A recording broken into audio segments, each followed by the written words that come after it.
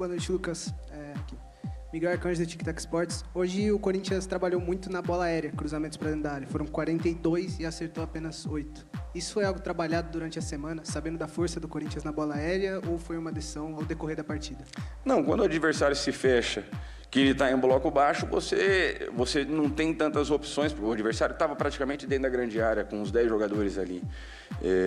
Acaba que você não tem tantas opções. Quando você não tem os movimentos que eu falei anteriormente, de infiltração ali no terço final, acaba com situações apenas de cruzamento sendo a opção. Então, assim, obviamente que nós não trabalhamos em cima disso para o jogo. O caminho era outro, era o caminho dos 15, 20 minutos iniciais ali, que a gente acabou se perdendo e com o gol do adversário ficou muito mais propício para o adversário também colocar todo o seu time atrás, e eles têm muita velocidade com os homens de frente e sair nas transições, que foram situações que acabaram nos machucando ali durante o jogo. Lucas, boa noite. Júlia Fernanda, da Rádio Crack Neto aqui. Você falou agora há pouco sobre, depois dos 15 minutos do primeiro tempo, o Corinthians se perdeu um pouquinho na partida. E com isso eu queria que você falasse sobre a opção de não ter mexido no intervalo e ter voltado com a equipe igual para o segundo tempo. Obrigada. Não mexi no intervalo porque, primeiro, eu acreditei numa mudança de postura da equipe e para que eles fizessem o que foi trabalhado durante a semana. Essa foi a ideia. Chamei a atenção deles no intervalo, alertei, tentei mostrar os caminhos, mostrar aonde estavam os espaços e disse para eles que a gente teria 10 minutos para mudar a nossa postura dentro de campo. E a partir do momento, se não mudasse, que eu faria as trocas, tentaria algo diferente. E foi o que aconteceu. Com 7, 8 minutos ali, a gente toma o gol e fiz as trocas que eu já tinha falado para eles que eu faria caso não tivesse essa mudança de postura. Lucas, Beatriz Mainetti, Portal Meu Timão. Desde a saída do Yuri Alberto no jogo contra o São Bernardo por conta da lesão, a gente conseguiu ver que o Corinthians realmente tem uma dificuldade maior nesse processo de ofensividade, né? Faltas infiltrações, falta pisada na área. E eu queria saber como que vocês entendem essa lacuna do Yuri, qual é o peso da falta dele. E se me permite mais uma pergunta, a gente tem visto várias alternâncias nas duplas de ataque, né? Hoje o Gui é entendido como esse substituto do Yuri? Muito obrigada. Não, na verdade, o Yuri é um jogador único, né, Beatriz? Então, a gente não tem um jogador com essa característica do Yuri. O Yuri ele nos dá muita profundidade, ele afunda muito a linha do adversário. Ele gera uma preocupação muito grande nos zagueiros, que a gente consegue espaçar bastante as duas linhas do adversário e ter mais espaço para que outros jogadores ali consigam poder jogar. E, obviamente, que quando você tem essa característica, jogador que ataca muito espaço, você faz com que os outros cresçam, né? Com que Breno cresça, com que Garro cresça, Memphis cresça. Então, é um jogador de qualidade única que hoje a gente tem. Obviamente que, até por conta disso, é um cara que vem sendo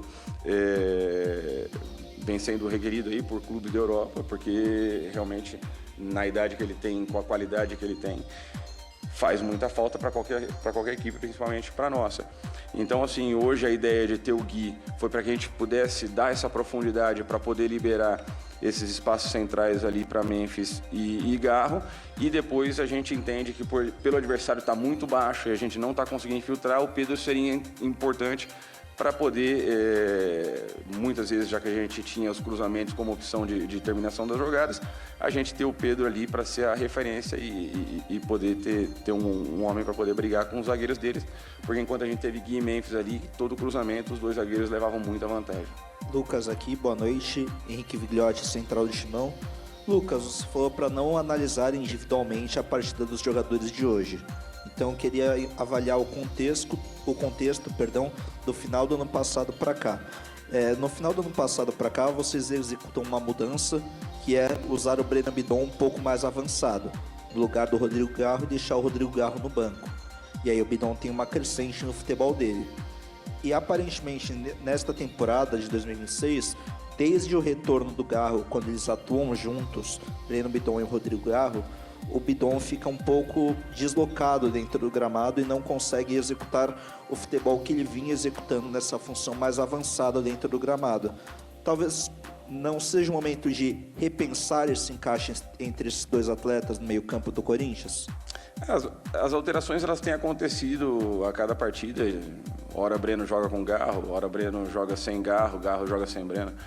A gente tem alterado bastante a equipe de um jogo para o outro, justamente para que a gente tenha os atletas em condições físicas, num nível de competitividade alto para poder enfrentar os adversários, que a gente vinha numa sequência aí de jogos de quarta e domingo.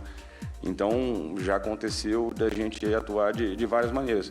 Hoje a ideia era ter o Alan um pouco mais baixo, para poder tentar acelerar essa circulação, e o Breno fez até uma função diferente do que ele vem atuando com a gente, uma função de um volante que jogaria por trás ali dos dois atacantes, para que a gente também conseguisse fazer essa bola a partir do momento que ela batesse nos lados, que ela chegasse até o Breno e o Breno conseguisse distribuir o jogo para nós.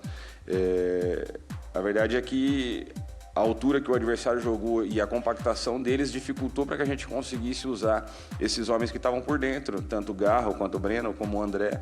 A gente teve bastante dificuldade e aí faltou fazer os movimentos finais ali de infiltração para que pudesse gerar esse espaço entre linhas, que por conta disso acabou não acontecendo. Mas entendo que Breno, Garro, Memphis, todos podem jogar junto, porque quando você tem jogadores de qualidade, você consegue fazer com que eles atuem junto. O importante é entender e fazer com que o Breno possa render ainda mais estando junto com eles, ou o Garro possa render ainda mais estando próximo os dois ali, porque são dois jogadores de muita qualidade e quando se aproximam conseguem criar coisas interessantes para nós. Lucas, boa noite. Ivan Biantari, Dimensão Esportiva. Das 6 alterações, uma que chamou a atenção foi a troca já na reta final do jogo do Bidu pelo Andileri. Aí um misto de preocupação, pensando se talvez pudesse ser uma questão física, se foi só uma questão de mudança tática no time, já que são dois laterais de características diferentes, ou se era apenas para renovar o fôlego. Eu queria saber o motivo da troca. Na verdade, hoje foi o dia que poderia ter feito 10 trocas ali, porque ninguém estava bem. Foi uma partida que o grupo não estava bem. Então, naquele momento, a gente sentiu que o Fabrício poderia dar um volume maior ali de chegada pelo lado. Não estava contente naquele momento ali com o que eu estava vendo. E, obviamente, por ter a sexta opção, não seria o Bidu, mas como gerou o fato do Curitiba ter alterado o jogador por concussão, nos gerou mais uma substituição. A gente imaginou, não tinha mais opções ofensivas ali, além do Zacarias. O Zacarias já seria uma alteração para o Memphis, isso já vinha até meio que programado para isso. E a gente fez a sexta alteração para tentar alguma coisa diferente ali naquele momento, já que o Bidu não vinha tendo sucesso, não só o Bidu como todos os outros atletas não vinham tendo sucesso. Foi a tentativa de gerar alguma coisa diferente naquele momento. Lucas, boa noite, Thiago Rudá, do GE. Eu queria manter o assunto aí na criação ofensiva do Corinthians, né? Estava olhando aqui os números enquanto você terminava a sua resposta. No jogo contra o Novo Horizontino, o Corinthians teve 3 finalizações no gol, contra a Portuguesa só uma no gol e hoje só outra finalização, 5 finalizações no alvo em 5 partidas, né? Você já falou do Yuri, da importância que ele tem para que o time flua, né? Mas eu queria te perguntar se nesse cenário sem ele, quais são as alternativas que vocês têm buscado para fazer com que o Corinthians tenha mais efetividade ofensiva, né? A gente passou durante o ano passado o Dorival falando muito de situações que o Corinthians perdia ou empatava aqui e falava assim, olha, a gente criou, mas a gente não conseguiu finalizar bem a jogada. Agora me parece que o contexto é diferente, o Corinthians não tem criado tanto. Quais são as alternativas que vocês têm trabalhado dentro das peças que você tem à disposição? Obrigado. Então, Iago, eu vejo assim, que principalmente no início do jogo, os primeiros 15, 20 minutos ali, que foi onde a gente teve essa superioridade, conseguiu trabalhar a bola na frente do adversário, faltou a terminação da jogada. Em muitos momentos a gente teve condição de finalizar uma bola de fora da área, a bola chegava no lado, a gente tinha condição de poder atravessar uma bola ali na frente dos zagueiros para poder volumar em cima do adversário. E a gente selecionou demais as jogadas. E buscamos tentar infiltrações e tentar entrar com a bola dentro do gol e muitas vezes o caminho não é esse. é uma finalização de fora da área, é um cruzamento, é uma bola atravessada, para que você consiga gerar esse volume, fazer com que o adversário também vá se colocando cada vez mais para trás e abrindo mais espaços ali na frente da área. Só que para isso a gente precisa ter essa terminação, coisa que a gente não teve hoje e não vem tendo em alguns jogos. E eu entendo que a gente precisa cada vez mais intensificar esse processo com os atletas para que eles compreendam que uma finalização de fora, uma bola atravessada também vai nos gerando esse volume que é fundamental para que a gente consiga machucar o adversário. Você vai machucando o adversário e além disso, você consegue também gerar grandes possibilidades de gol.